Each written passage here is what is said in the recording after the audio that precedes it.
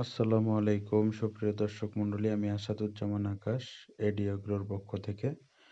আজকে আমি আপনাদের এই বীজ সিন্ডিকেট বিষয়ে কিছু কথা আলোচনা করব। একটা বীজ সিন্ডিকেটের খপ্পরে পড়া কৃষকের কথা শুনুন। আসসালামু আলাইকুম, আপনি ভালো আছেন? আছি।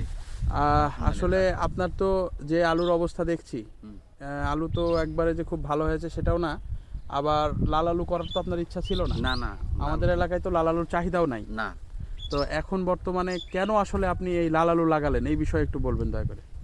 লাল আলু লাগানো এই কারণে যে আমরা টাকা ব্র্যাক সমিতি জমা দিয়েছিল। অনেক আর লোকজনের আর যে থাকে, যে ডিলার। ডিলার থাকে, ডিলারকে টাকা জমা দিয়েছে আমরা 2 লাখের মতন কৃষকের।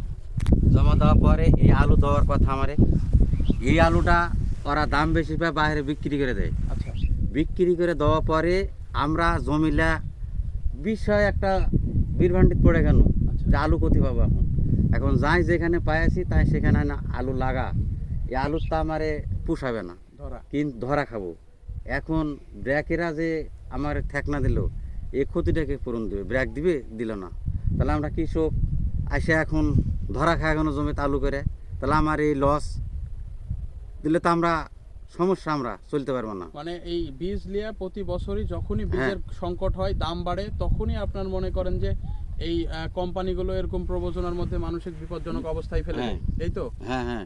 আর এই আলুর যখন দাম বেশি হয়, বীজের রেট ফেলা পরে যেন বেশি একটু হয়ে যায়, সে নিয়ে আলুগুলো আমার এক না দিয়ে বাইরে বিক্রি করে দেয় দাম বেশি। আচ্ছা আচ্ছা।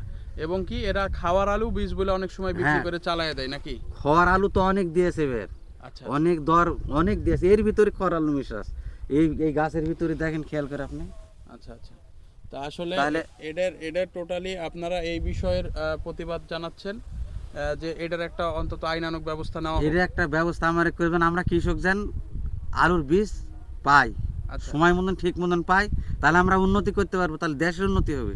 আচ্ছা আচ্ছা। এই সব জায়গার মানুষ এই সিন্ডিকেট ব্যবসাটা অবশ্যই ভাঙা অবশ্যই প্রয়োজন। এর ব্যবস্থা আমরা এই সরকারের কাছে চাই, এবং এই সিন্ডিকেট ব্যবসা যেন না হয়, আর আমরা যেন কৃষক অ্যাভেলেবল বীজ পাই লাগানোর সময়, তাহলে আমরা উৎপাদন বেশি বেশি করে করতে পারবো, তাহলে দেশে উন্নতি হবে, উপকার হবে একটি। নাহলে আমরা ওই দিয়ে বাইরে পুড়ে যে ভাই কাজ করছি, খাটছি, কিন্তু আমরা আলু তো এসে ধরা খেয়ে যাচ্ছি বীজের কেন 1 নম্বর।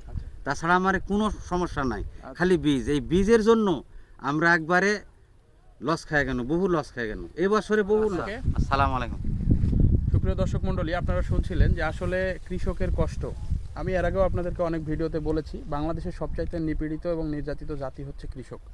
কৃষকের কোনো মূল্যায়ন এই দেশে হয় না। তা আসলে আমাদের কৃষি সম্পদ অধিদপ্তরের কাছে আমি অবশ্যই এই ভিডিওর মাধ্যমে মেসেজ পাঠাবো যে এই যে আলুর দাম যখন বেড়ে যায়, তখন এই যে বীজের দাম বাড়ানো হয় এবং বীজ সংকটের সময়, সেই সময় অবশ্যই এরা কী করে, আপনার হচ্ছে যে এই খাওয়ার আলু বীজ বলে বাজারে বিক্রি করে দেয়। এতে আসলে তারা তো আসলে কৃষক না, তারা হলো চাকরিজীবী মানুষ, ব্যবসায়ী মানুষ। তারা কৃষকের কষ্ট কিভাবে বুঝবে? এই যে এই মানুষগুলো খেয়ে না খেয়ে যেভাবে এই উৎপাদনগুলো করছে ফসল, এরা তো লস হোক আর লাভ হোক, এদের কাজ হচ্ছে ফসল উৎপাদন করা। কারণ কৃষক হচ্ছে যে ফসল উৎপাদন করে বলে চাকরিজীবী ব্যবসায়ীরা খেতে পারে এবং ব্যবসা করতে পারে। তো এই জায়গাতে অবশ্যই আমি সরকারের দৃষ্টি আকর্ষণ করব যে ওনারা অবশ্যই যেন এই আলুর বীজ বিষয়ক বিষয়গুলো নিয়ে যেন এই বিষয়গুলো নিয়ে তারা অবশ্যই যেন গুরুত্ব দেয় এবং কৃষকের এই ভোগান্তি থেকে যেন বের হয়ে আসার সুযোগ করে দেয়। ধন্যবাদ সবাইকে।